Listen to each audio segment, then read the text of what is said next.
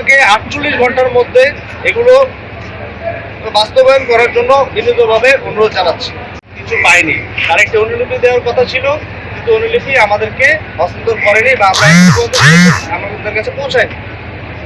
এই বিষয়ে আমরা স্পষ্টভাবে বলতে চাই, আমাদের 3টি দফা তাদেরকে 48 ঘন্টার মধ্যে এগুলো বাস্তবায়ন করার জন্য বিনীতভাবে অনুরোধ জানাচ্ছি। আগামী 48 ঘন্টার মধ্যে তিতুমির বিশ্ববিদ্যালয়ে সম্ভবত যাচাই যে কমিটি হয়েছে সেটি প্রেস বিজ্ঞপ্তির মাধ্যমে প্রকাশ করতে হবে। কমিটি প্রকাশের পর 3 কর্মদিবসের মধ্যে তিতুমির কলেজে এসে সরেজমিনে পরিদর্শন করার মাধ্যমে কাজ শুরু করতে হবে।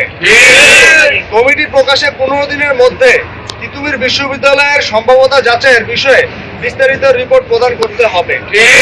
আমি আমাদের 3টি দফা পুনরায় রিপিট করছি।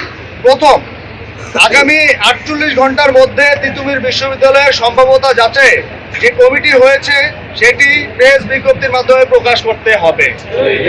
2, কমিটি প্রকাশের পর 3 কর্মদিবসের মধ্যে তিতুমির কলেজে এসে সরেজমিনে পরিদর্শন করার মাধ্যমে কাজ শুরু করতে হবে।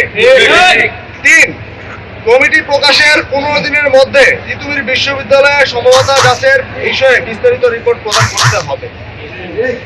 আগামী 48 ঘন্টার মধ্যে তিতুমির বিশ্ববিদ্যালয়ের সম্ভাব্যতা যাচাইয়ের কমিটির বিষয়ে আমাদের এই 3 দফা দাবি মেনে নেওয়া না হলে আমাদের পরবর্তী কর্মসূচির দিকে ধাবিত হতে বাধ্য হব।